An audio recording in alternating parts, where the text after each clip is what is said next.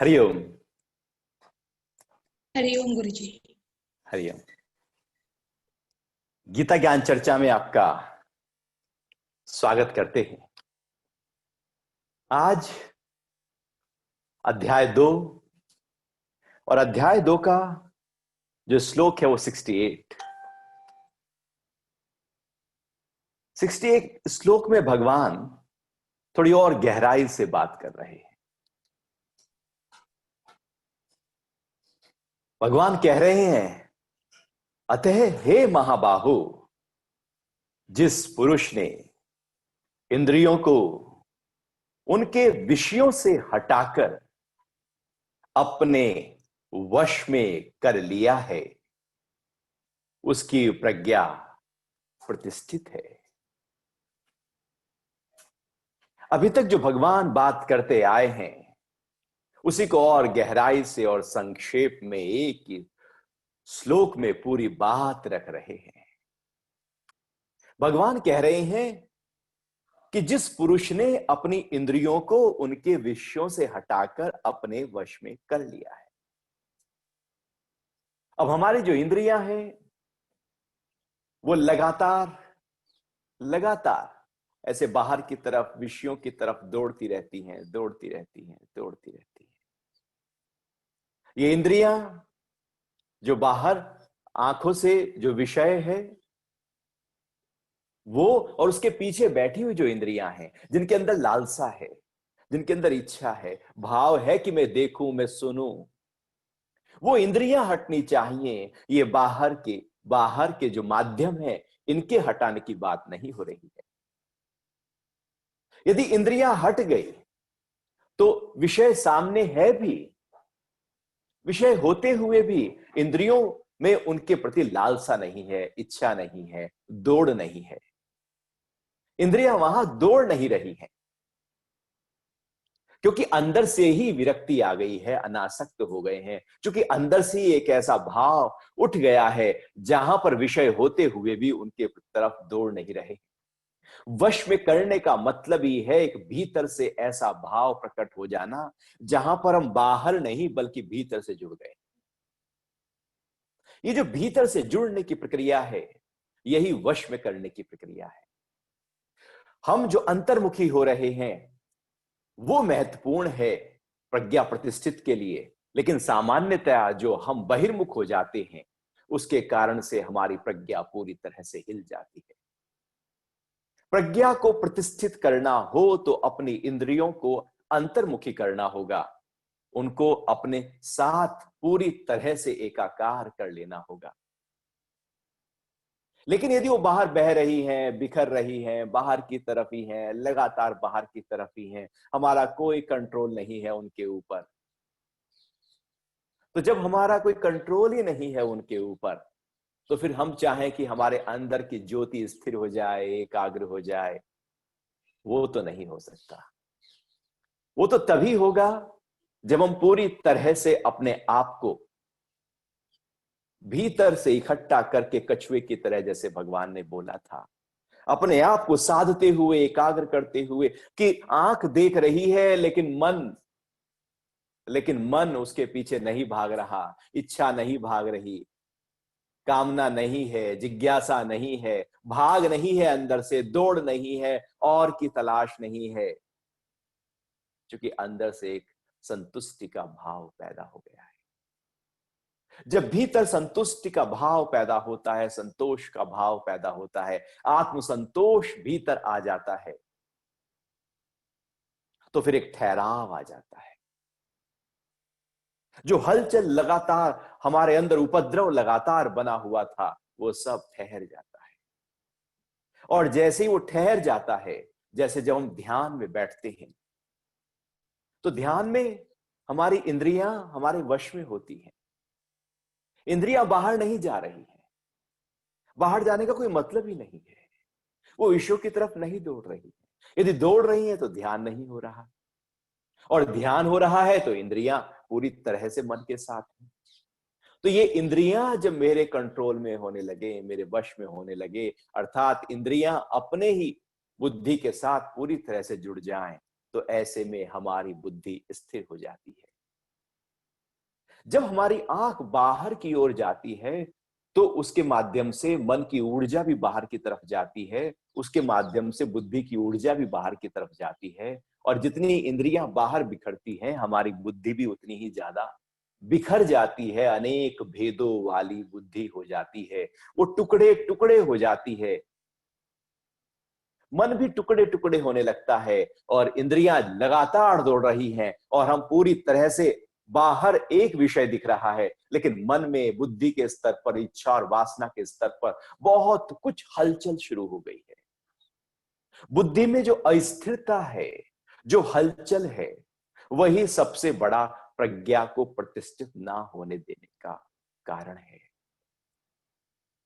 तो यदि इंद्रियां कंट्रोल हो गई, वश में हो गई, तो बुद्धि शांत हो गई, क्योंकि बुद्धि के अब बाहर जाने का कोई औचित्य ही नहीं रहा, कोई प्रयोजन ही नहीं रहा। वो तो हमारे ही मन में कुछ चल रहा था, मन के स्तर पर, इच्छा और वासना के स्तर पर कुछ चल रहा था और इंद्रियों के माध्यम से उसको पूरा करना चाह रहे थे। जब वो ही शांत हो गया तो बुद्धि भी शांत हो गई। और जब बुद्धि शांत होती है तो बुद्धि अंतर्मुखी होती है। जब बुद्धि हलचल में आती है तो बुद्धि बहिर्मुख होती है। मन जब हलचल में आता है तो बहिर्मुख होता है। मन जब ठहरता है तो अंतर्मुखी होता है। बड़ा ही एक महत्वपूर्ण पॉइंट है कि मन की हलचल मन को बाहर ले जाती है, मन की स्थिरता मन को अंदर ले जाती है। बुद्धि की हलचल बुद्धि को बाहर ले जाती है, बुद्धि की स्थिरता बुद्धि को अंदर ले जाती है। अब हम यदि हलचल है तो बाहर है, स्थिर है तो अंदर है। तो भगवान यहां पर उसी बात को कह रहे हैं कि वो बुद्धि स्थिर होगी तो प्रज्ञा प्रतिष्ठित होगी, अर्थात विषय, इंद्रियों के विषय, विषय की तरफ इंद्रियां नहीं दौड़ रही हैं, इंद्रियां शांत हो गई, वश में हो गई, बुद्धि स्थिर हो गई, तो हमारी प्रज्ञा प्रतिष्ठित हो गई। ये प्रज्ञा प्रतिष्ठित की स्थिति मतलब समाधि की अवस्था, समभाव की अवस्था। विषय हो लेकिन हम समाधि में हो, उठते बैठते, खाते पीते, सोते जागते, हे अर्जुन तू सब कर लेकिन मेरा स्मरण कर, तू मेरे में टिक, अच्छी तरह से मेरे अंतरतम, अपने ही अंतरतम में तू ठहर जा, फिर बाहर की इंद्रियां तुझे हिलाएंगी नहीं। तो प्रज्ञा प्रतिष्ठित यदि हो गई है तो वही अवस्था मुक्ति की अवस्था है, वही अवस्था शांति की है, आनंद की है, सुख की है। नहीं तो मन हिल रहा है, मन में हलचल है, मन में द्वेष है, मन में ईर्ष्या है, मन में तनाव है और बाहर बाहर से हम अपनी इंद्रियों को रोके बैठे। सारा खेल तो अंदर चल क्या रहा है उसका होता है, मन में भाव क्या है उसका है। वही इंद्रियां भगवान कह रहे हैं, क्योंकि मन भी इंद्रिया है और मन भी यदि दौड़ रहा है तो इंद्रिया इसका मतलब वश में नहीं है। ये मन की चंचलता का एक ठहराव हो जाए, या यूं कहें मन की चंचलता को रोका नहीं जा सकता, लेकिन चंचल मन मेरा कुछ बुद्धि को हिला नहीं रहा है, मेरी प्रज्ञा को हिला नहीं रहा है। मन भले चंचल हो लेकिन मैं आसक्त नहीं हो रहा हूं। लेकिन जैसे जैसे मैं जब आसक्त नहीं होता तो मन की चंचलता अपने आप थम जाती है।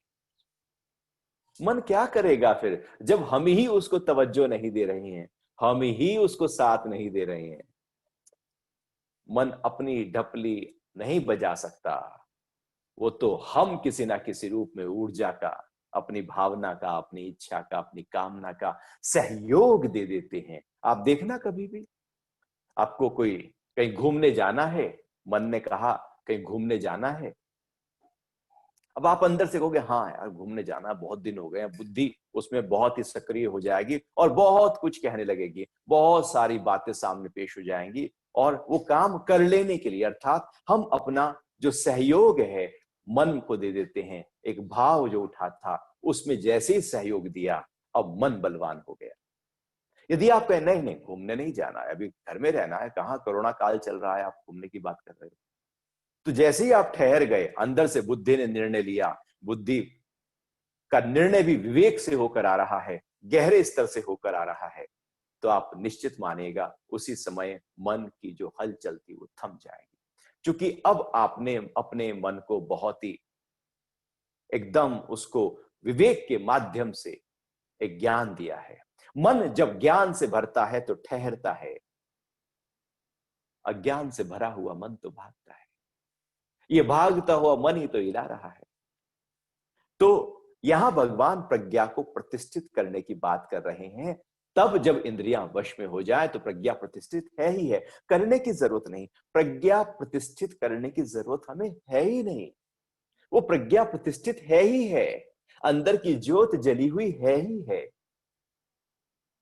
लेकिन हम उसका अनुभव नहीं कर पा रहे, हम उसको समझ नहीं पा रहे हैं, हम उसमें टिक नहीं पा रहे।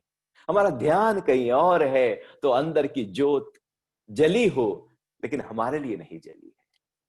वो जली हो और मुझे पता लग जाए कि वाह क्या ज्योत जली है। जैसे वो संत राबिया थी ना, तो बैठी थी अपने कमरे में, तो उनके पास में एक भक्त आया और वो बाहर गया, और बाहर जाकर जब लौट के आता है राबिया के पास, तो राबिया से बोलता है कि अरे राबिया, तू यहां कहां झोपड़े में बैठी है अपनी, मेरे साथ बाहर चल, बाहर का नजारा आज कुछ और है। आज जो सूरज निकला है ना, वो बहुत ही अनूठा है, बादल इतने एकदम है ही नहीं, साफ है, आकाश नीला दिख रहा है, इतना नजारा है। आज तक तो ऐसा पोल्यूशन लेस जो स्थिति है बाहर की देखी नहीं है। वाह क्या नजारा है, सूरज की चमक कुछ खास है। तो राबिया कहती है, अरे मेरे अंदर तो हजारों सूरज के समान रोशनी पहले से ही जगमगा रही है, तो एक सूरज की बात कर रहा है। तो ये बाहर के नजारे मुझे क्यों दिखाना चाहता है? वो नजारा जो आता है जाता है, जो आता जाता है नजारा, वो ना दिखा, उसकी बात ना कर। मेरे अंदर तो नजारे पहले से ही लगे पड़े हैं, ये तू नजारा देख। तू मुझे अपने भीतर के नजारे से वंचित ना कर। मेरा नजारा अनूठा है और मैं लगातार उस नजारे को देखती रहती हूँ। रात होती है तब भी हजारों सूरज मेरे अंदर है ही है। बाहर तो तू दिन में देखता है, मैं तो जब चाहे आंख बंद करती हूँ और उस सूरज, उस नजारे को देख लेती हूँ। एक अनूठा नजारा है जो पुरुष का है, जो आत्मा का है, जो बाहर प्रकृति में हो ही नहीं सकता। तो जब प्रज्ञा प्रतिष्ठित हो जाती है तो भीतर के नजारे कुछ अनूठे हो जाते हैं, और फिर वहां से उस प्रज्ञा जो प्रतिष्ठित हुई है उसको हिलाने की जरूरत ही नहीं रहती, इच्छा ही नहीं करती। जब इतना ऊंचा आनंद मिल रहा हो तो फिर छोटे छोटे आनंद, छोटे छोटे सुख, छोटे छोटे संतोष में मजा ही नहीं आता। इसलिए जो योगी होते हैं वो अपने साथ रहते हैं, अपने भीतर के साथ जुड़े रहते हैं, क्योंकि उनको भीतर नजारा आ रहा है, उनको भीतर आनंद आ रहा है, वो भीतर पूरी तरह से अपने साथ जुड़े हुए हैं और वहां उसका आनंद ले रहे। तो भगवान यहां पर कह रहे हैं कि जिस पुरुष ने इंद्रियों को उनके विषयों से हटाकर अपने वश में कर लिया है, उसकी प्रज्ञा प्रतिष्ठित है। और आगे एक अनूठा श्लोक है, वो श्लोक बड़ा महत्वपूर्ण श्लोक है। समस्त प्राणियों के लिए आत्म भाव रात्रि के समान है, उनमें संयमी जागता है। और जिस देह अध्यास में समस्त प्राणी जागते हैं, आत्म भाव में रहने वाले मुनि के लिए वह रात्रि के समान है। यहां पर दो अनूठी बातें हो रही हैं, दो अनूठी बातें, ऐसी बातें कि जहां पर भगवान कह रहे हैं कि जो जिसकी प्रज्ञा प्रतिष्ठित हो गई है, जो अपने स्वरूप में पूरी तरह से टिक गया है, वो वो कैसा होता है। भगवान कह रहे हैं कि समस्त प्राणियों के लिए आत्म भाव रात्रि के समान है। जो प्रज्ञा प्रतिष्ठित की बात है, ये जो आत्म भाव की बात है, वो समस्त प्राणियों के लिए रात के समान है। अर्थात समस्त प्राणियों के लिए वो कुछ है ही नहीं, उनसे उनका कोई लेना देना दूर दूर तक का है ही नहीं। उन्हें पता ही नहीं है कि ऐसा भी कुछ होता है, भीतर भी हजारों सूरज की रोशनी अंदर जगी है, ये पता ही नहीं होता। भीतर भी असीम शांति है, असीम आनंद है, अक्षय सुख है। ऐसा नजारा है जो कहीं है ही नहीं, वो भीतर है, लेकिन जो सामान्य लोग हैं उनको पता ही नहीं है कि ऐसा भी कुछ है, क्योंकि आत्म भाव में वो टिके ही नहीं है। आत्म भाव में टिके, प्रज्ञा प्रतिष्ठित हो तो उसको अनुभव करें। जैसे व्यक्ति रात को सो रहा हो, अब सोते हुए उसके बाहर कुछ भी हो रहा हो, उसे क्या पता लगता है? बाहर भले बहुत ही कुछ भी बेहतर से बेहतर, अच्छे से अच्छा नजारा क्यों ना हो, उसको फर्क ही नहीं पड़ता, वो तो सो रहा है।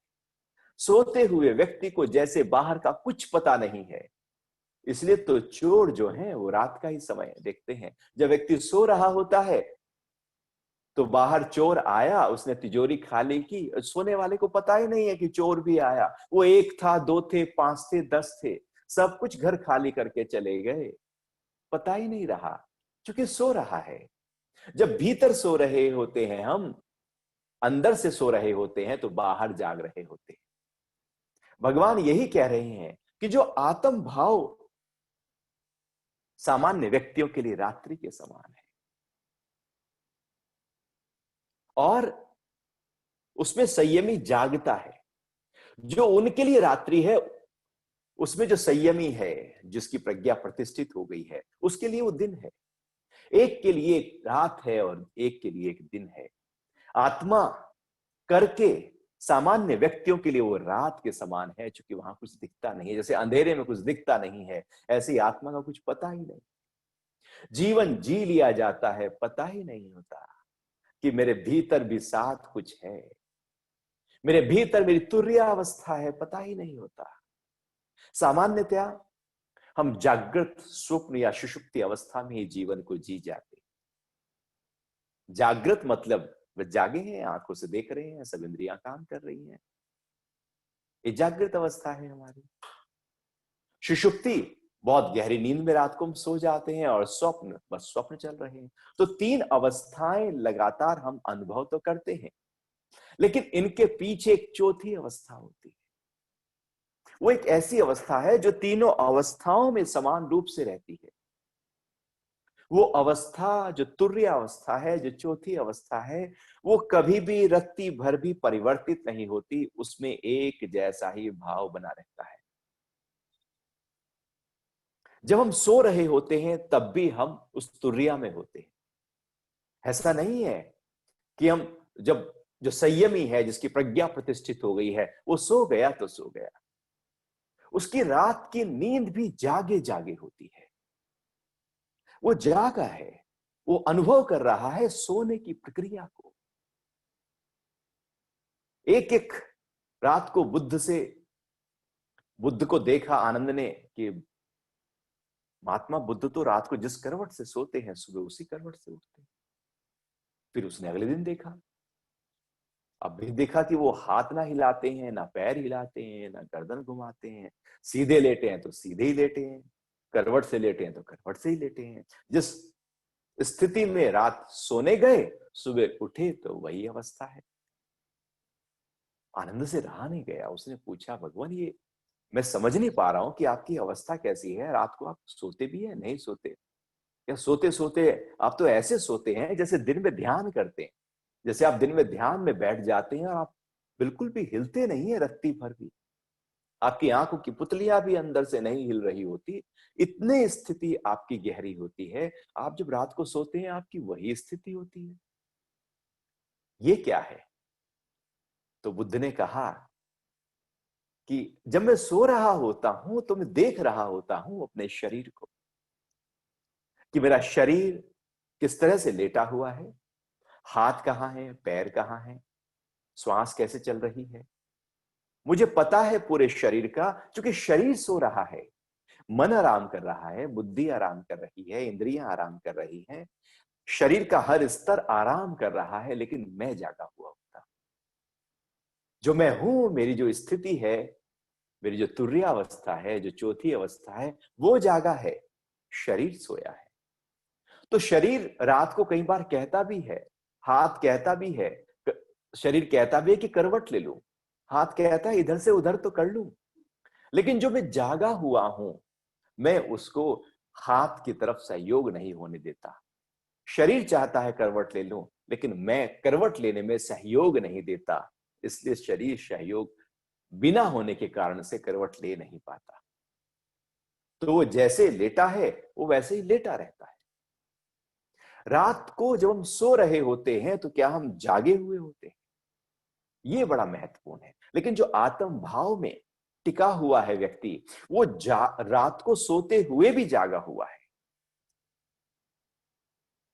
जैसे पहले प्रयोग किए जाते थे, जब शुरू शुरू में कोई सन्यास ग्रहण करता तो उसको रुद्राक्ष की माला पहनाई जाती, और नाथ योग संप्रदाय में तो ये बहुत ही प्रचलन था। तो रुद्राक्ष की माला जो होती, तो मोटे रुद्राक्ष की माला होती, तो रात को जब साधक सो जाता तो रुद्राक्ष की माला, जो मोटी माला थी, वो चुभती शरीर में। चुभने के कारण से उसके अंदर एक अवेयरनेस, अर्थात दिन में जो ध्यान का अभ्यास वो कर रहा था अवेयरनेस का, रात को जब वो सोने जाता और रुद्राक्ष की माला उसको चुभती, तो शरीर के प्रति, सोने के प्रति एक अंदर से अवेयरनेस जाग जाती। वो सो रहा होता और धीरे धीरे ये प्रैक्टिस चल रही होती। जब वो सो रहा होता तो उसकी अवेयरनेस, उसकी जो तुर्य अवस्था है, वो जगी होती, अर्थात पूरी तरह से वो तुर्य अवस्था में स्थित हो जाता धीरे धीरे इस प्रयोग के माध्यम से। तो अनूठे प्रयोग किए जाते जिससे रात को सोना भी जागने की तरह हो जाए।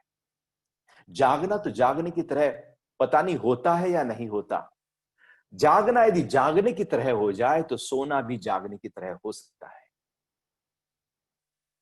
यदि हम आत्म भाव में टिके हुए हैं, हमारी प्रज्ञा प्रतिष्ठित है, हम पूरी तरह से एकाग्र हैं, सजग हैं, जागृत हैं, भीतर से लो जगी है हमारी, तो फिर हमारा जो हर कर्म है, हर एक्शन है, हमारे हाथ का उठना, आंख का देखना, बोलना, सब कुछ जागृत होकर हो रहा है। ऐसा फिर कुछ भी नहीं जो बेहोशी में हो रहा हो। फिर ऐसा नहीं करेंगे, अरे कहां जा रहे हो, कहीं नहीं, ऐसे जा रहे हैं, क्या कर रहे हो, ऐसे ही कर रहे हैं, कुछ नहीं, बस सामने आया हो गया। पूरी तरह से जागे हैं जब हम अंदर से, वो जो जागरूकता है मेरे भीतर जब जग जाए तो मेरे दिन भर के सारे काम जागृत होकर करते हैं। जैसे बहुत रोशनी हो और रोशनी में फिर हम पूरी भरपूर रोशनी में हम काम कर रहे हो तो सब कुछ दिख रहा है। एक अंधेरे अंधेरे में काम कर रहे हैं, अंधेरे अंधेरे में चले जा रहे हैं, पता ही नहीं है कि आसपास क्या है, लेकिन हम धीरे धीरे चले जा रहे हैं, धीरे धीरे टोते टोते, टटोलते टटोलते, गिर ना जाए छड़ी से करते करते, रोशनी होने पर दौड़ जाते हैं। जागृत अवस्था भी कुछ ऐसी ही होती है। जब अंदर से हम जागृत होते हैं तो दिन भर के सारे कर्म जागे जागे होते हैं।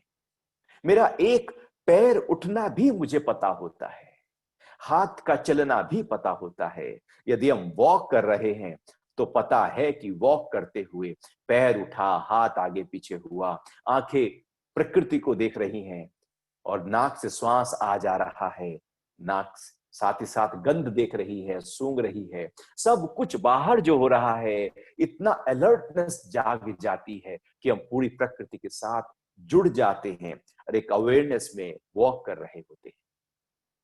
अभी तो हम वॉक कर रहे होते हैं, पता नहीं क्या सोच रहे होते हैं, जैसे सारा लुटपिट गया हमारा, हम खोए खोए वॉक कर रहे हैं, खोए खोए सारे काम कर रहे हैं, कहीं खोए हैं खाना खा रहे हैं, कहीं खोए हैं रात को सोने गए तो खोए हुए हैं, सब कुछ कर रहे हैं, किसी से बात कर रहे हैं तो पता नहीं मन कहाँ चल रहा है। मन की अपनी एक एक व्यापार चल रहा है, बुद्धि ने अपनी दुकान लगाई पड़ी है, इच्छाएं वासनाएं अपना कुछ अलग से व्यापार कर रही हैं। हमारे अंदर न जाने कितना बड़ा बाजार अलग अलग तरह के खड़े ही हैं। लेकिन जब जाग जाते हैं तो सब समग्र हो जाता है, सब इकट्ठा हो जाता है, सब एकाग्र हो जाता है, और एक एक कर्म हमारा जाग कर जब होता है, जिसको महावीर जी कहते हैं कि जो जागकर कर्म करता है वो कर्म के फल से नहीं बंधता। पुण्य है, अर्थात सबसे ऊंचा कर्म है जागकर किए जाने वाला कर्म। बेहोशी में जो कर्म होते हैं पता ही नहीं है, किसी ने कहा, मन में आया, इच्छा हुई, वासना उठी, हमने कर लिया। जब विवेक से पूरी प्रज्ञा प्रतिष्ठित हो तो कर्म करें, तो कोई भी कर्म बांधेगा नहीं। महावीर जी इसलिए तो कहते हैं, वो कहते हैं कि खाओ तो जागकर खाना, कहीं घूमने जाओ तो जागकर घूमना, किससे बात करो तो जागकर करना, दिन के सारे काम करना लेकिन जागे जागे करना, फिर रात को जब सोना तो भी जागकर ही सोना। तो दिन में भी जागना, रात को भी जागना, अंदर से तुर्यावस्था तुम्हारी लगातार सजग रहे, जागी रहे। अर्थात आप जो हैं अपने होने का अनुभव लगातार कर रहे हो। तो जब ये भाव जग जाता है तो यह आत्म भाव है। और ये जो आत्म भाव है, इसमें जो संयमी है, जो संयम को पूरी तरह से, जिसने इंद्रियों को वश किया, मन बुद्धि एकाग्र हो गई है, वो जो संयमी है वो आत्म भाव में जागा हुआ होता है। लेकिन जो एक सामान्य व्यक्ति है, उसे पता ही नहीं है उसने कब क्या कर लिया भाई। तो वो जो कब क्या कर लिया, आप देखना, लोगों को चलते हुए उनके चलने की आवाजें होंगी, वो बड़बड़ाते हुए चल रहे होंगे, वो पता नहीं मन में क्या सोच रहे होंगे, उनकी आंखें कहीं एक जगह टिकी हुई होंगी, समझो मन में कुछ चलना शुरू हो गया। जब आंख कहीं बाहर जाकर एक जगह टिकने लगे तो समझो कि मन कहीं दौड़ गया है। आंख दौड़ रही है तब भी मन दौड़ रहा है, आंख टिकी है बाहर तो मन भी सोच रहा है। तो शरीर से क्या हुआ पता ही नहीं है, क्योंकि मन कुछ और बुद्धि कुछ और, सजगता है ही नहीं जीवन में। ऐसे लोगों को आत्मा का कुछ पता नहीं होता, वो केवल बाहर बाहर और बाहर जी जाते हैं। ये बाहर की जो जीवन की प्रक्रिया है, भगवान कह रहे हैं कि वो सोए सोए जी रहे हैं लेकिन सोए सोए। एक है कि जागे जागे सोए, एक है कि जो मोह में जगा है, काम में जगा है, वासना में जगा है, इच्छा में जगा है। कोई मोह अंदर भाव उठा, बस उसमें पूरी तरह से, कोई इच्छा उठी, बस उसको जब तक कर ना लूं, उसमें जगह है, इच्छाओं में जगे हैं हम। क्रोध आया तो जब तक क्रोध सारा निकाल ना लूं, चाहे मीठी बात करके निकालूं, चाहे कैसे करके निकालूं, अपना क्रोध मुझे निकालना ही है, क्योंकि हम क्रोध में जग गए हैं, हम लोभ में जग गए हैं, सारे विकार हमको जगा रहे हैं और हम वहीं जगे हुए हैं। जब काम क्रोध लोभ मोह राग और द्वेष पूरी तरह से प्रबल होते हैं तो समझो कि हम जगे हैं बाहर और सोए हैं आत्मा। क्योंकि एक ही जगह पर हम सजग हो सकते हैं।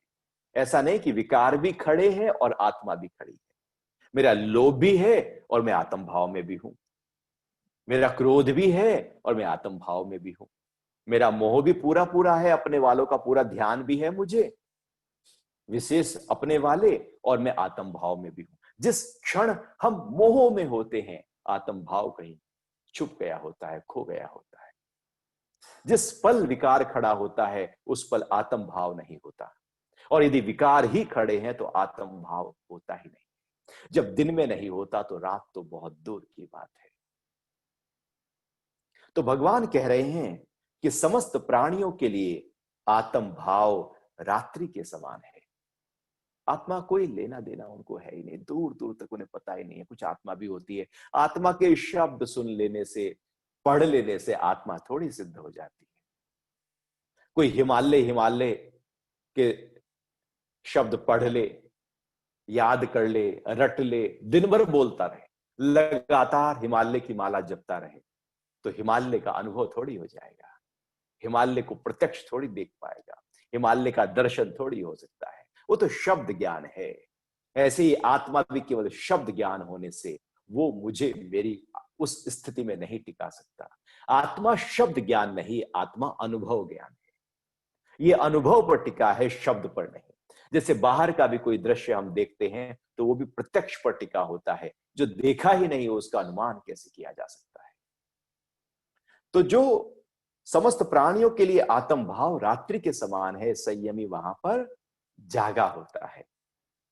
और जिस देह अध्यास में समस्त प्राणी जागते हैं, वो जो देह बॉडी कॉन्शियसनेस है, शरीर, शरीर से जुड़े हुए लोग, उससे जुड़ा हुआ व्यापार, काम धंधा, घर, सब अच्छा है, लेकिन केवल वही जगह रहे जीवन में, बस उसी का ही सुबह उठे नहीं, कि पानी पिया नहीं सुबह उठकर, अब मन में चलना शुरू हो गया घर व्यापार। वही परिवार, वही उलझन, वही झंझट, और रात के सोने तक वही चल रही है पिक्चर। फिर रात को सो गए तो स्वप्न के रूप में भी वही ख्याल आ रहे हैं और कुछ नहीं आ रहे हैं, क्योंकि वही जग गया है। वो ठीक है, अपने समय पर ठीक है, धन अपने समय पर ठीक है, घर अपने समय पर ठीक है, घर वाले अपने समय पर ठीक है, व्यापार अपने समय पर ठीक है, कार जब आप चलाते हैं तो अपने समय पर ठीक है जब उसकी आवश्यकता है, और जब आवश्यकता नहीं तो उसको फिर स्विच ऑफ करोगे ना। तो स्विच ऑफ करके चाबी निकालकर फिर आप गाड़ी को पूरी तरह से शांत करके रेस्ट करते हुए आप आ जाते हो, जब जरूरत पड़ती है तब चलाते हो। तो घर, व्यापार, दुकान सब चलाओ जब जरूरत हो उस समय, उसके अलावा अपने आप को वहां से हटा लो और जुड़ जाओ अपने साथ, अपने भीतर के साथ, क्योंकि आनंद वहां है, शांति वहां है, सब कुछ मेरे भीतर चल रहा है, लेकिन हम चीजों को बाहर ढूंढ रहे हैं। जिस देह अध्यास में समस्त प्राणी जागते हैं, आत्म भाव में रहने वाले मुनि के लिए वो रात्रि के समान है। वो जो आत्मा में टिका हुआ है, वो देह ध्यास में नहीं जाता, उसके लिए विकार नहीं खड़े हैं। वो है सब कुछ राजा जनक की तरह, पूरा राज है, पूरा पद है, प्रतिष्ठा है, धन है, सब कुछ है, रानी है, सब कुछ है, लेकिन वहां पर रत्ती भर भी, लेश मात्र भी आसक्ति नहीं। तो लोग जिनको पता नहीं था राजा जनक की अवस्था, तो वो दूर से सोचते थे, जो जंगल में कहीं तपस्या करते थे, कि राजा जनक तो कमाल का है, राजा की तरह भोगता है सब कुछ और कहता है कि मैं तो विदेह हो गया हूं। तो कुछ संत आ गए द्वार पर और कहा कि राजा से मिलना है। तो जो संत थे, राजा के दरबार में संत को पूरी तरह से आदर सत्कार के लिए उससे बुलाया जाता था। तो राज दरबार में पहुंचे तो जिज्ञासा प्रकट की कि हमने सुना है आप विदेह हैं, आप कहते हैं कि आप विदेह हैं, लेकिन हम कैसे मान लें? हम तो जंगल में रहते हैं, कुछ भी नहीं है, तब भी हमारा मन चलता है, लेकिन आप तो सबके बीच में रहते हैं और आपका मन ना चलता हो, ऐसे कैसे हो सकता है? आपका मन जरूर चलता होगा, लेकिन आप बाहर बाहर से केवल जो ज्ञान सभाएं हैं उनका आयोजन करते रहते हैं, केवल आप ज्ञान चर्चा करते रहते हैं, लेकिन शायद वो दिखावा हो सकता है। तो राजा ने कहा, जैसे आपको ठीक लगे, लेकिन आप हम बात करेंगे, बैठेंगे आराम से, आप पहले बहुत दूर से चलकर आए हैं, भोजन तो कर लीजिए। तो एक कमरा दिया गया, वहां पर थोड़ा सा वो फ्रेश होकर भोजन के लिए जैसे ही बैठे, तो वहां पर उन्होंने देखा, जहां वो सब पंगत में भोजन के लिए बैठे, तो वहां पर ऊपर कुछ तलवारें टंगी हुई हैं। जहां जहां उनको बैठाया गया संतों को, ठीक सबके ऊपर एक एक तलवार पूरी नीचे की तरफ मुंह करती हुई टंगी है। और जो तलवार बंधी है वो रेशम के धागे से, बिल्कुल महीन धागे से ऊपर खूंटी से बांधी गई थी, और नीचे, ठीक नीचे संत को बैठाया गया था जो आए थे। अब उन्होंने जब देखा कि ऊपर तलवार है, तो बड़ी व्याकुलता हो गई। और जो खाना खिलाने वाले थे, उन्होंने कहा था कि राजा साहब ने कहा है, राजा जनक ने कहा है कि आप यहीं बैठकर ही खाना खाना, स्थान नहीं बदलना है। तो अब उनके मन में चलने लगा, एक ने कहा कि अरे तलवार, धागा ना टूट जाए, धागा टूट गया तो तलवार गिर जाएगी, हम तो मर जाएंगे, ये तो घुस जाएगी अंदर एकदम, क्योंकि ऊपर टंगी हुई है, भारी तलवार है, हल्की भी नहीं है। तो अब उनका ध्यान तलवार पर चला गया। अब बहुत सारे व्यंजन, राज घराने में व्यंजन की तो कमी थोड़ी होती है, इसलिए 56 भोग, बहुत सारा स्वादिष्ट भोजन जो राजा के लिए बनाया गया था, सब उनके लिए परोसा गया।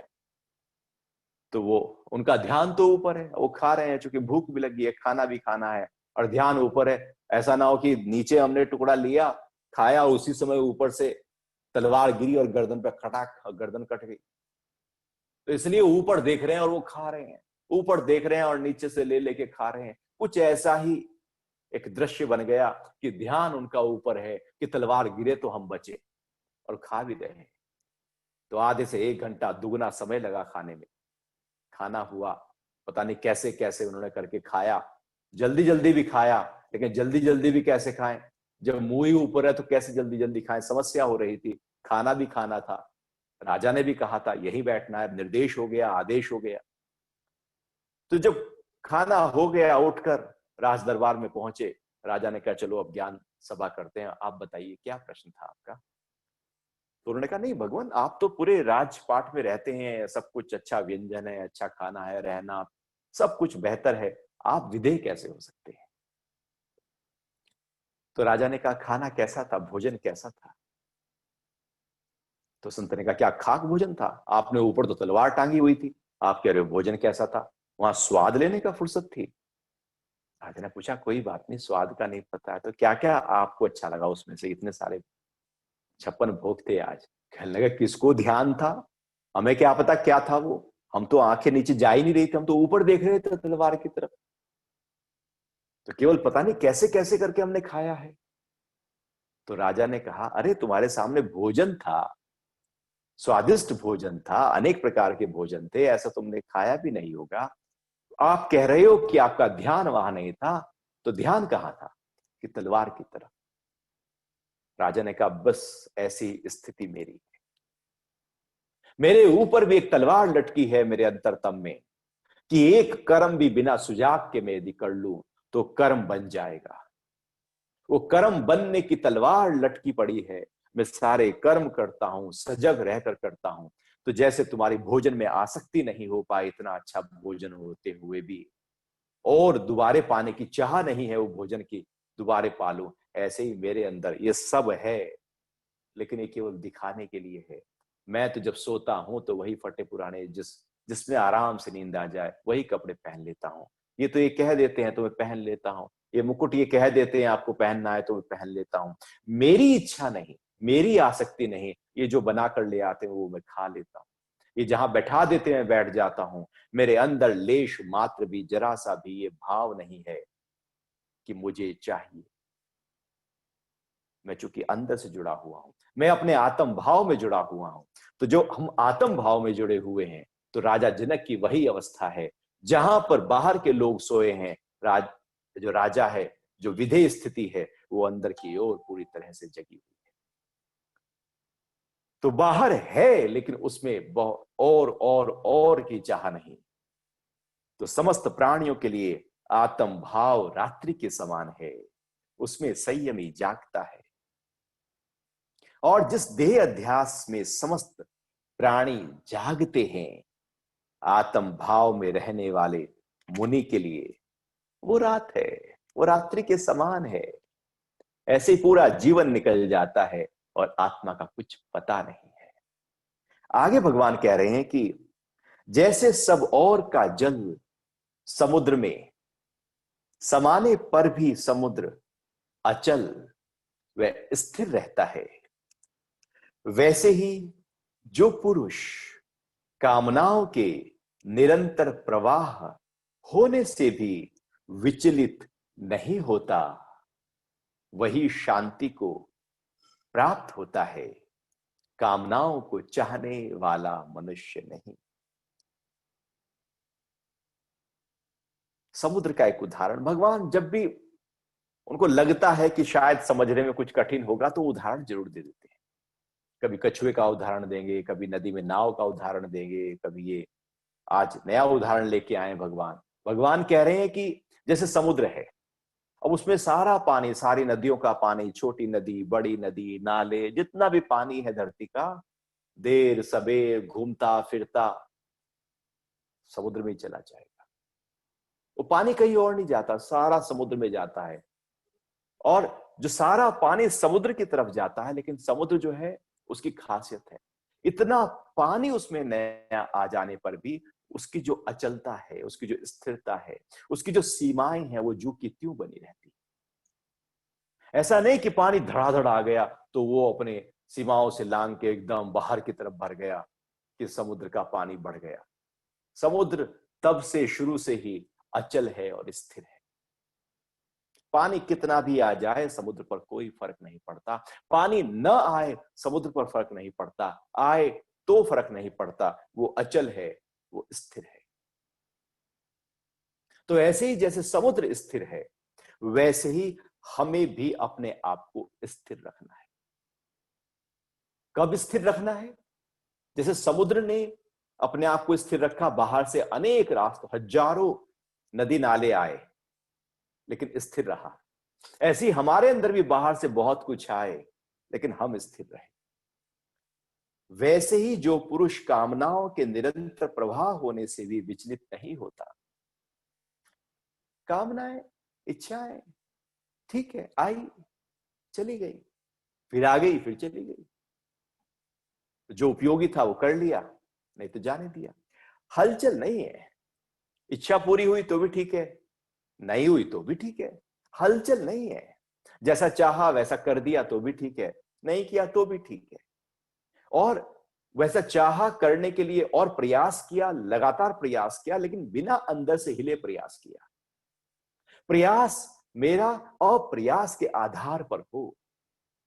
जब प्रयास प्रयास के आधार पर होता है तो हलचल पैदा होती है। जब बाहर से प्रयास तो हो रहा है, कोशिश तो भरपूर हो रही है, लेकिन अंदर कोई ऐसा है जो पूरी तरह से स्थिर है, एकाग्र है, ठहरा है, समुद्र की तरह अचल है और स्थिर। वो जो अप्रयास है, वो जो तुर्य अवस्था है, भगवान यहां कह रहे हैं कि अंदर की वो अवस्था को पकड़ के रखो, और फिर बाहर की कामनाएं, बाहर की इच्छाएं आए, हिला ना पाए। पूरी हो ठीक, नहीं हो ठीक, हिला ना पाए। पूरी हो जाए तब भी ना हिला पाए। नहीं तो इच्छाएं जब पूरी होती हैं तब भी हम हिलते हैं। हम तो हिल जाते हैं, ना पूरी हो तो हिल जाते हैं, पूरी हो तो हिल जाते हैं। तो समुद्र में पानी आए तो फर्क नहीं समुद्र को, ना आए तो फर्क नहीं समुद्र को। समुद्र जू का त्यों खड़ा है। हमारी अंदर की स्थिरता भी जू की त्यों खड़ी रहनी चाहिए।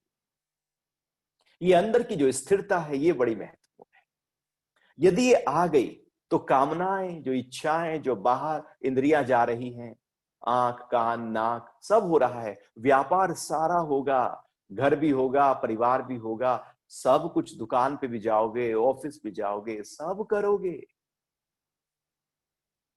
लेकिन अंदर बिना हिले डुले करोगे। अंदर की हलचलता सारी खत्म है, क्षमा समाप्त है, क्योंकि अंदर अप्रयास हो गया है। अंदर की जो स्थिरता जब प्राप्त हो जाती है, वही स्थिति प्रज्ञा प्रतिष्ठित की है। अब भगवान यहां पर कह रहे हैं कि आपने पहले कंट्रोल किया, कामनाओं को वश किया, इच्छाओं को वश किया, और फिर एक ऐसी अवस्था आती है ऊपर की, अब वश करने की जरूरत नहीं। जैसे कार चलाने में सुबह बहुत शुरू शुरू में बहुत ज्यादा अलर्टनेस होती है, उसके बाद तो फिर आप सब कुछ कर रहे होते हैं, लेकिन आप लगातार अप्रयास के रूप में, जैसे बच्चा जब छोटा होता है, अभी गुटलियों ही चल रहा है, तो वो खड़ा होने का प्रयास करता है और फिर चलने की कोशिश करता है, गिर जाता है, फिर प्रयास करता है, फिर गिर जाता है, वो बार बार प्रयास करता है, सफल होता है, गिरता है, फिर उठ जाता है, बहुत प्रयास होता है, लेकिन उसके बाद कोई प्रयास नहीं है चलने का, क्योंकि अब वो अप्रयास के माध्यम से हो रहा है। अब चलना कोई प्रयास नहीं रहा, अब तो आराम से हम चल सकते हैं। ऐसे ही शुरू शुरू में अपने इंद्रियों को, अपने मन को वश में किया जाता है, लेकिन उसके बाद वो पूरी तरह से वश में हो जाती है। अब करना नहीं, अब होना घट रहा है। करना कर्ता भाव से होता है, होना अकर्ता भाव से होता है। तो पहले साधना भी कर्तापने में ही होगी, उसके बाद अकर्तापन में हम टिक जाते हैं। पहले प्रयास होता है, फिर अप्रयास होता है। पहले अभ्यास होता है, फिर अभ्यास का भी वैराग्य हो चुका होता है। अब वहां पर किसी भी रूप में भगवान कह रहे हैं, इच्छाएं आए, कामना आए, लेकिन हिला नहीं पाएंगी, क्योंकि अंदर से उस ज्योति को पकड़ लिया है, उस ज्ञान को पकड़ लिया है, जो है ही है मेरे साथ, वो कहीं से लाए नहीं, वो तो है ही है। लेकिन दूसरी बात भगवान ये भी कह रहे हैं कि जो कामनाओं को चाहने वाला है, उसमें बहुत हलचल है। हमारी सारी हलचल तो इच्छाओं पर टिकी है। आपको दुखी होना हो, परेशान होना हो, इच्छाएं करना शुरू कर दो, देखो अभी दुखी हो जाओगे, क्योंकि सारी मेरी थोड़ी चलेगी, सारी मेरी हमारी थोड़ी चलती है। सारी यदि सबकी चलने लगे धरती पर 7 अरब लोग हैं और सबकी इच्छाएं पूरी होने लगे तो एक दूसरे को मार काट देंगे, सब रह नहीं पाएंगे, सब बिखर जाएगा, पूरी व्यवस्था बिखर जाएगी, क्योंकि सब अपने दुश्मनों को खत्म करना चाहेंगे। सब चाहेंगे मेरे पास ही धन आ जाए, सब चाहेंगे दूसरे का व्यापार ही खा जाऊं, सब चाहेंगे मैं ही सब कुछ हो जाऊं, सब यही चाहेंगे। तो वो तो पूरी तरह से व्यवस्था एकदम चरमरा जाएगी। तो भगवान कह रहे हैं कि जो कामनाओं को चाहता है, जो कामनाओं को चाह रहा है पूरी तरह से, उसके अंदर हलचल है और वो हलचल लगातार उसके अंदर जगी रहेगी। वो शांत नहीं होगा, वो स्थिर नहीं होगा, वो अचल नहीं होगा। उसके अंदर तो चंचलता है, उसके अंदर तो अस्थिरता है, और वही अस्थिरता, वही चंचलता परेशान करती है।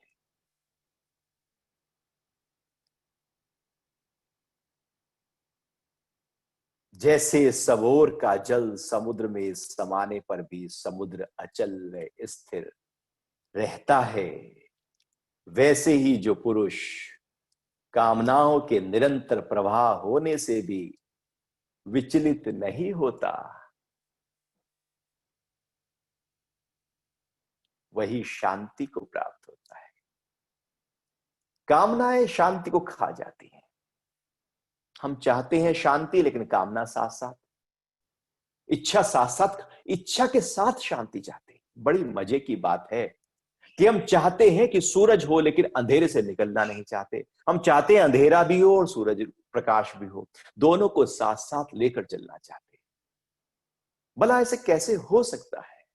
हम चाहते हैं हम गरीब भी हों और हम अमीर भी हों, हम बीमार भी हों, हम स्वस्थ भी हों, हम चाहते हैं हम मोटे भी हों और हम पतले भी हों, हम चाहते हैं हमारी लंबाई भी बहुत ऊंची हो और हम गिटके भी हों। ये दो चीजें विपरीत एकदम कैसे घटेंगी? हम दुखी भी हों और हम सुखी भी हों, दोनों साथ साथ घट जाए? दोनों साथ नहीं होगा। यदि कामना है तो शांति नहीं होगी, और यदि शांति है तो कामना नहीं होगी। यदि आपको जीवन में कामना चाहिए तो शांति को छोड़ना होगा। फिर शांति की तलाश बेमानी है, वो बेकार है, वो शांति नहीं मिलेगी। मन हिलेगा, एकदम हलचल में आएगा। लेकिन यदि शांति को पकड़ लो तो कामनाएं, कामना उठी, पूरी हुई तो ठीक, नहीं तो फिर कोई बात नहीं, तो आपने शांति को पकड़ा है। लेकिन यदि आपने कामना को पकड़ लिया है तो शांति चली गई। शांति को पकड़ लो, कामनाएं, हमारा कुछ इच्छाएं, वासनाएं, विषय, इंद्रियां हमारा कुछ बिगाड़ नहीं पाएंगी, क्योंकि भीतर की अचल अवस्था को, शांति को हमने पूरी तरह से पकड़ लिया है। और भगवान ये दूसरे अध्याय के ये अंतिम श्लोक चल रहे, और अंतिम श्लोक की चर्चा में भगवान पूरी तरह से सार की बात कर रहे हैं। क्योंकि हर व्यक्ति का जो जीवन है, हम जो चाहते हैं शांति तो चाहते हैं। सारा आयोजन, हम अच्छे धन वाले हो जाएं, हम शांत हो जाएंगे। बड़ा घर हो जाए, हम शांत हो जाएंगे। पद प्रतिष्ठा हो जाए, हम शांत हो जाएंगे। सब कुछ बाहर का एकदम ऐसा मेला लग जाए मेरे लिए, इसलिए चूंकि हम शांत हो जाएंगे। तो हम शांत हो जाएंगे, इसके लिए सारे आयोजन है। भगवान कह रहे हैं ये आयोजन सब बेमानी है, इससे शांति को प्राप्त नहीं होंगे। तुम शांति को पकड़ो, तुम अपने भीतर प्रज्ञा को प्रतिष्ठित करो, तुम्हारी कामनाएं फिर तुमको अशांत नहीं कर सकती। आगे के 2 श्लोक गीता के दूसरे अध्याय के अंतिम श्लोक हैं और बड़े महत्वपूर्ण हैं, या यूं कहें कि पूरी तरह से सार है। एक ब्राह्मी अवस्था की बात यहां पर भगवान कर रहे। तो अभी आपके कोई प्रश्न उठ रहे हो तो उनकी चर्चा कर सकते हैं।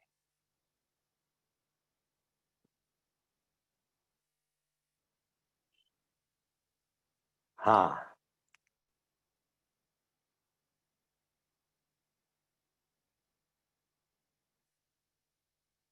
तो शांति को तुम, हाँ, शांति को तुम पाना चाहते हैं, लेकिन शांति के लिए हमें कुछ अपने प्रयास करने होंगे, अप्रयास करना होगा, कामनाओं से ऊपर उठना होगा। आप शांत भाव में टिक गए, शांत स्वरूप हमारा है।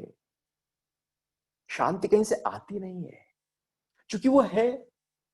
मुझे शांति चाहिए। अब इसमें मुझे मतलब कर्तापना, चाहिए मतलब कामना। ये कर्तापना और इच्छा, ये दो चीजें ही शांति में सबसे बड़ी रुकावट बनकर खड़ी। अब मुझे हटा दो, अर्थात कर्ता भाव, अहम भाव हटा दो, और चाहिए, जो कामना है, जो इच्छा है, मुझे शांति चाहिए, मुझे सुख चाहिए, मुझे आनंद चाहिए, मुझे मुक्ति चाहिए, ये जो चाहिए है ये हटाओ। और जो मुझे है, जो मैं मेरा है, वो हटाओ। दोनों को काटो, आगे का वाली काटो, पीछे वाला भी काटो। बीच में रह गई शांति, आनंद, मुक्ति, ये बीच में है ही है। ये मुझे और चाहिए के कारण से पिस गई है, कहीं खो गई है, कहीं छुप गई है, कहीं दिख नहीं रही है। लेकिन जैसे ही हम दोनों आगे पीछे हटाते हैं, आप अपने आप शांत भाव में टिक जाते हैं।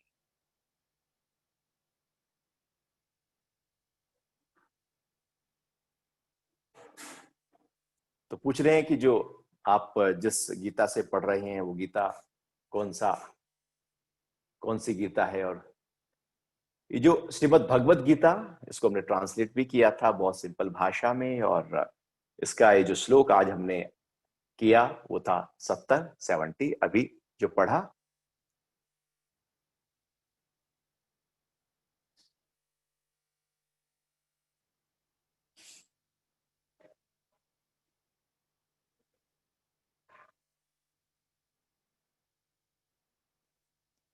तो पूछ रहे हैं कि जैसे आपने कहा कि कामनाओं से ऊपर उठना चाहिए, तो फिर क्या कोई डिजायर होनी नहीं चाहिए? आप डिजायर, जो आपकी इच्छा है, पहले देखो कि आवश्यकता है या इच्छा है। आवश्यकताएं सबकी पूरी हो रही है, इच्छाएं किसी की भी पूरी नहीं होती। अमीर से अमीर व्यक्ति को भी जाके पूछ लेना, वो भी कहेगा अभी थोड़ा सा तो कम है, अभी उतना नहीं पाया जितना पा लेना था। वो एक पत्रकार एक बहुत ही धनी व्यक्ति के पास पहुंचा। उसके पास में $5 बिलियन की संपत्ति थी अंत समय तक। तो पत्रकार ने पूछा, आपने तो बहुत ही जीवन भर इतना पैसा इकट्ठा किया है, लगभग करीब $5 बिलियन, तो ये तो बहुत बड़ी बात है। तो वो व्यक्ति कहता, नहीं, ये तो कुछ भी बात नहीं है। यदि आप वहां पर अमेरिका में वहां एसएफओ में जाकर देखो, तो वहां तो 5 बिलियन तो बहुत सामान्य सी बात हो जाती है। मेरे अंदर भाव था कि मैं अपने जीवन में 20 बिलियन करूंगा, तो मैं तो 5 ही कर पाया। मैं बहुत ही हलचल में हूं, बहुत दुखी हूं, बहुत परेशान हूं। मैं चाहता हूं कि 20 की कोशिश थी, प्रयास था, 20 हो नहीं पाया। मेरा जीवन पूरी तरह से असफल हो गया, बेकार हो गया।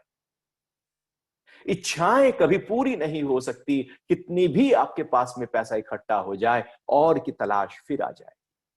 एक पूरी होगी, दूसरी खड़ी होगी, फिर वो पूरी होगी, फिर एक खड़ी होगी। ये लगातार और की इच्छा खड़ी रहेगी। इसलिए इच्छाओं को थोड़ा देखो, थोड़ा समझो, थोड़ा जानो।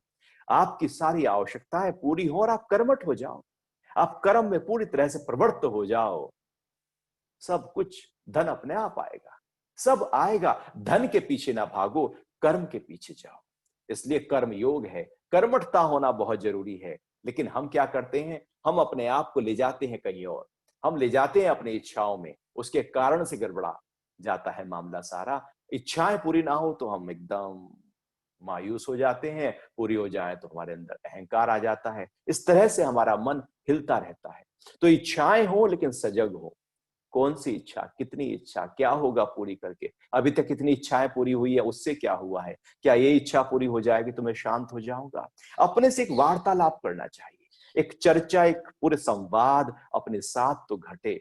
और संवाद के बाद फिर आप एक, जब आप इच्छा करें तो वो संवाद अर्थात विवेक के आधार पर हो, वो फिर इच्छा ना होकर संकल्प हो जाए, एक विशाल संकल्प खड़ा हो जाए। इतना बड़ा संकल्प करो, ये छोटी छोटी इच्छाओं में न जाओ, एक ही बार करो, ऊंची करो, बड़ी करो और उसके पीछे चल पड़ो। ये छोटी छोटी इच्छाएं बड़ी हिलाती हैं, बड़ी परेशान करती हैं।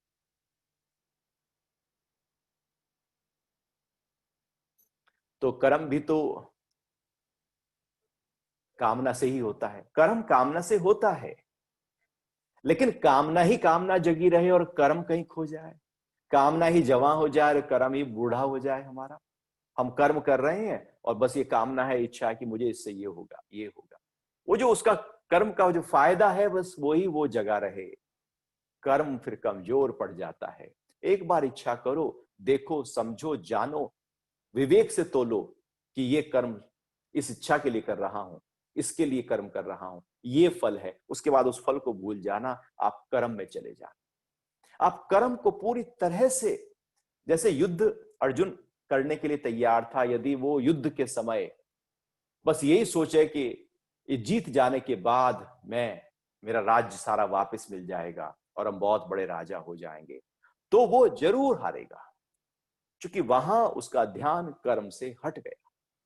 जब ध्यान ही कर्म से हट गया, फल पर चला गया, तो कर्म कमजोर पड़ गया। लेकिन जब पूरी तरह से फोकस है कर्म के प्रति, तो कर्म मजबूत हो गया।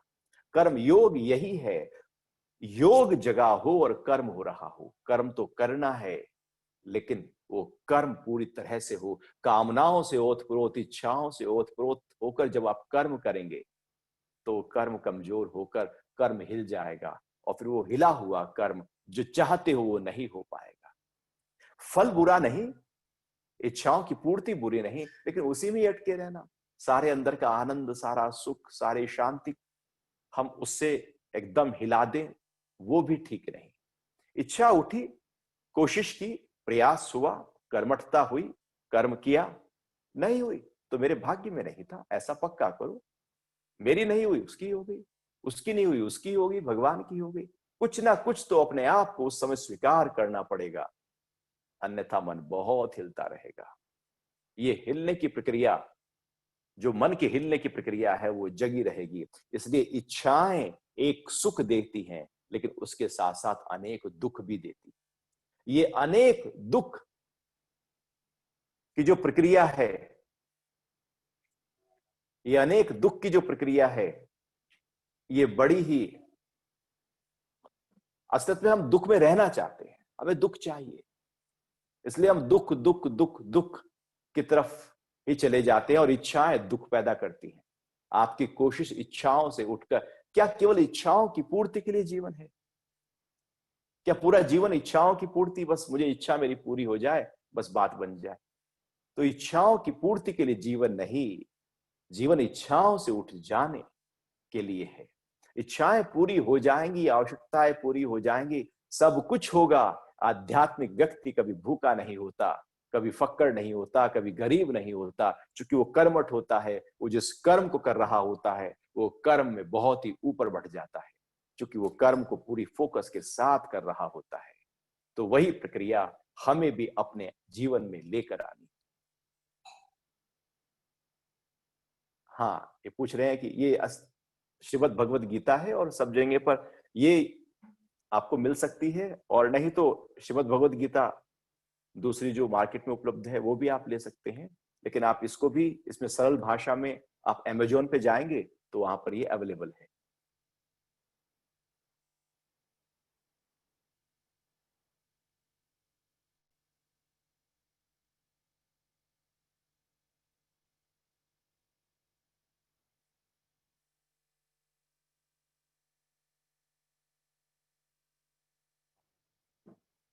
हाँ, कर्मेंद्रिय और ज्ञानेंद्रियों में क्या अंतर है? कर्मेंद्रिय और ज्ञानेंद्रियों में असलियत में जिनसे हम कर्म करते हैं वो कर्मेंद्रियां हैं, जिनसे हम ज्ञान प्राप्त करते हैं वो ज्ञानेंद्रियां हैं। ज्ञानेंद्रियां ज्ञान प्राप्त करते हैं, आंख से देखते हैं, कान से सुनते हैं, नाक से सूंघते हैं, जीभ से स्वाद लेते हैं, और त्वचा से स्पर्श। ये पांच ज्ञान प्राप्त कराती हैं, बाहर से हमको जोड़ती हैं। ज्ञान बाहर का, प्रकृति का ज्ञान देती है, इसलिए इनको ज्ञानेंद्रियां कहा जाता है।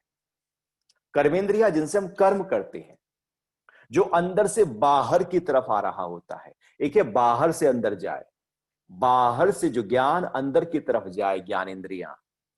और जो अंदर से बाहर की तरफ कर्म उठे, वो कर्मेंद्रियां। तो जैसे हम बोलते हैं, तो जुबान से बोला, अंदर से बाहर गया, तो ये एक कर्मेंद्रिय हो गई। हाथ हिलाते हैं, कर्म करते हैं हाथ से, अच्छा काम किया, दान किया, पुण्य किया, थप्पड़ मार दिया, कुछ भी किया, चोरी कर ली। या ये पैर यात्रा भी कर सकते हैं और पैर चोरी के लिए भी उठ सकते हैं, गलत काम के लिए भी उठ सकते हैं, तो ये भी कर्म इंद्रियां हैं। तो मुख, हाथ, पैर और गुदा और उपस्थ, पेशाब और मलमूत्र के जो त्याग के स्थान है दो हमारे, गुदा और उपस्थ, ये भी कर्मेंद्रियां हैं। तो दो हाथ और पैर, मल और मूत्र के त्याग के स्थान 4 और एक मुख। तो 5 प्रकार से हम कर्म करते हैं जो अंदर से बाहर की तरफ गति होती है, और एक बाहर से जो अंदर होती है वो ज्ञानेंद्रियां है। तो आज के लिए इतना ही रखते हैं। हरि ओम।